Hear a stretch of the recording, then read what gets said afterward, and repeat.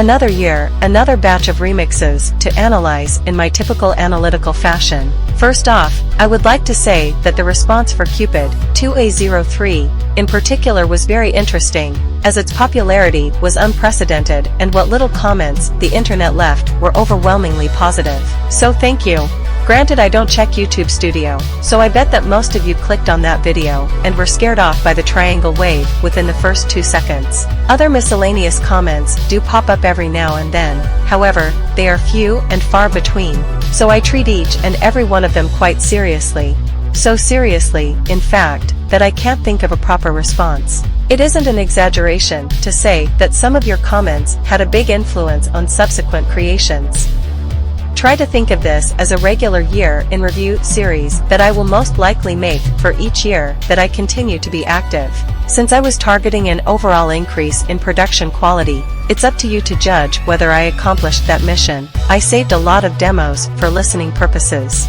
The primary aim for these demos is to familiarize myself with the main flow and melody so that I can think of more melodies and supporting harmonies in order to try to fill my songs out more, whether that be as a standalone release or integrated with vocals from the base material I was working with. The secondary purpose is to weed out sequencing errors, because the sheer number of segments often means that verses and choruses won't always be updated with the final versions of their respective arrangements. Though I was greatly humbled by the mistakes I made in several compositions up till May of 2023, I still find myself way too trigger happy to actually let them soak in for a multiple day long round of critical evaluation, and most of my remixes were composed in timeframes that spanned a day or a few days. From memory alone, this includes Cupid 8-bit and Blue Flame, the 8-bit remake, which were composed back-to-back on the same day, as well as my remixes of Queen Card, Spicy, Set Me Free, Feel My Rhythm and Eve Psyche. We'll be going in alphabetic order according to the file names on my computer. Not all demos I saved are featured here, only those with large enough differences to discuss. After school.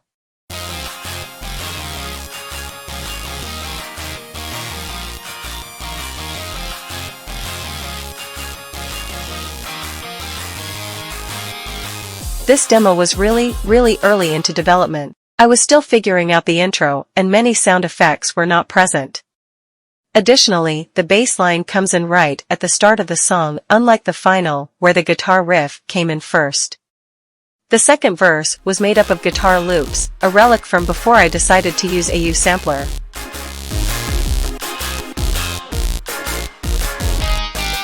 The loop lasted quite a while, all because it was good enough, but I didn't want good enough to become the root cause of regret later on as this remix ages, so I recreated everything in the SF2 electric guitar.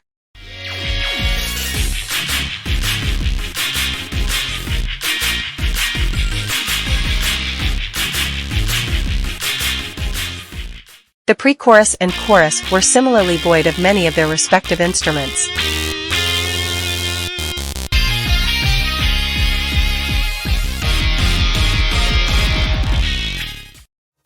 This chord progression was taken from loops. I put this here on its own because I wanted to use it in some way, which I eventually do.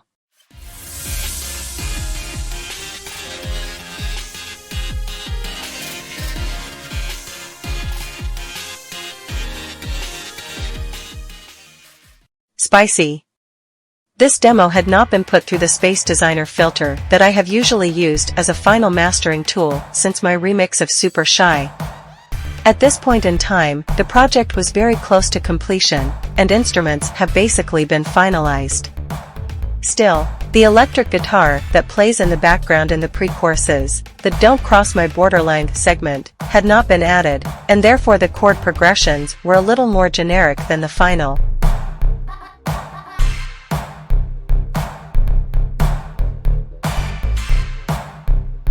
Strangely enough, I left the vocal chops in the demo instrumental, which were eventually excluded from the final instrumental release.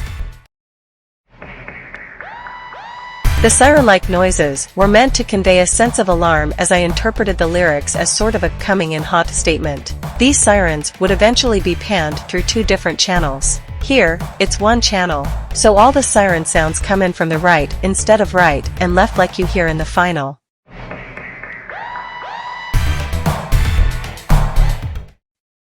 Bites and chops used in a percussive manner were not present in the dance break either. The remix was always envisioned to be carried by the vocals, but perhaps it had been done a little too much in this demo. Flower. This demo contains some inaccuracy in the PCM part because, although the marimba hit was saved separately as an audio file, the loud feedback generated by the reverb prevented me from bit crushing it any further. I figured that not a lot could be done to save it, so I downloaded it as a provisional final version and listened to it for the time being for evaluation purposes. After a while I decided that the reverb in the PCM audio sample was not too central to the overall recreation of Flower, and so the sample was shortened to its final playback duration. The shortening also meant that the problematic feedback in the sample was finally omitted, so I was free to bit crush it however much I wanted, so that you hear a more accurate, but still quite inaccurate, representation of PCM on an actual Nintendo. I am original version. I am is probably the most interesting demo. I still have the source files too, in that it had seen a limited release as the final build before it got permanently taken down. Given that I had released it before, I'm not sure if I can still call it a demo, but I'll include it. In this version, the chord progressions do not vary at all between the first and second verses, specifically the segments where they sing "I'm on my way."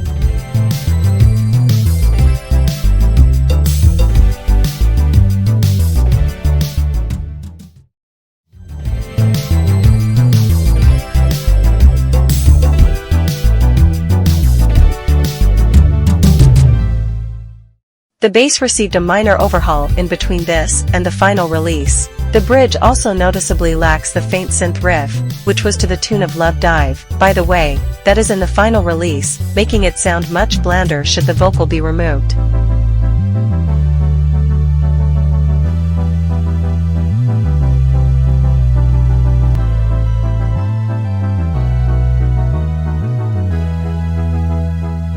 After the final release occurred in late May, I noticed that the synth strings on this demo were way louder, while in the final they are barely audible. If I had been more acute to this pressing issue, then of course I would have turned up the volume of the strings in the final mix, but as it stands, I can only learn from this mistake and move on. Queen card.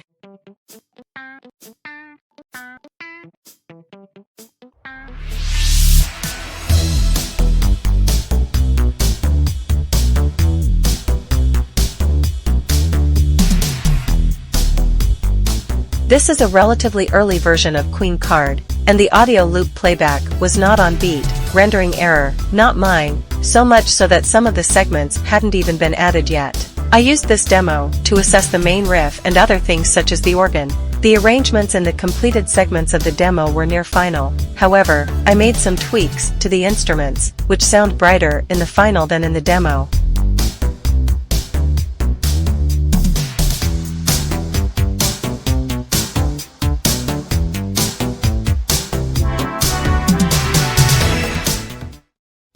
The demo also abruptly stops at the end of the chorus because I had not decided what to do with the second verse, and it stops again at the outro. Run to You remake. The Run to You revisit spent a lot of time in development compared to my other compositions, since I was compelled to balance this hobby with my other commitments in life. As a result, it took 10 days or so to stitch together. However, this demo was probably from the first few days in development.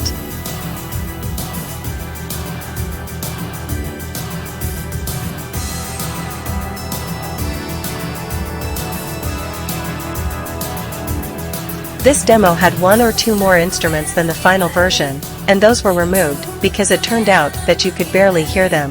The extent of their contribution to the song was playing the same 2-bar loop. The use of panning has not been implemented fully in the demo, so some instruments play from one single audio channel instead of from the left and right like in the final version. SNES Battle Mode. I was very dissatisfied with the version I put on this channel, which used my outdated knowledge of GarageBand instruments tweaked as much as possible to sound like the original. I basically just said screw it and downloaded a Super Mario Kart sound font immediately after that video went up so that I did not need to fuss about instrument inaccuracies. I then applied said sound font to the project file I had of this MIDI.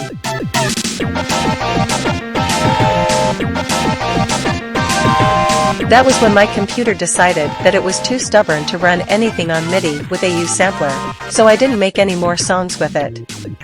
Moreover, I didn't want to release this because it would be a bit pointless as a duplicate. I did eventually use AU sampler in combination with native presets in later compositions such as my newer 8-bit adaptations, but never for more than 2 instruments per project because of my computer's limits. So I guess I learned something from this. Pop normal instrument remake.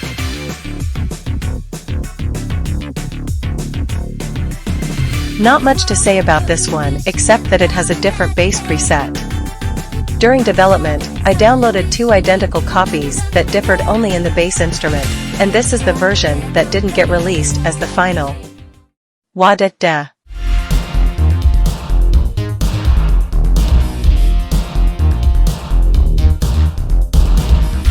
This was the first demo, saved a week before the arrangement was finalized, and I had time during the weekdays to listen to it on my commutes.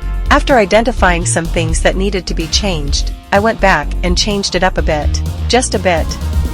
Between this demo and the final, I moved some segments around, tweaked the bass instrument parameters, and cleaned up some other places which I thought needed more synergy with each other, but otherwise its bass structure remained identical.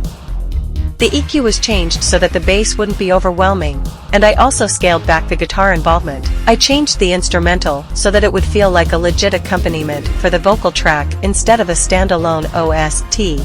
Although, to be fair, most of my compositions have an OST bias. One thing to note is that the demo starts at the second chorus because I haven't figured out what to do with the pre-choruses at that point. This demo is also missing a few instruments.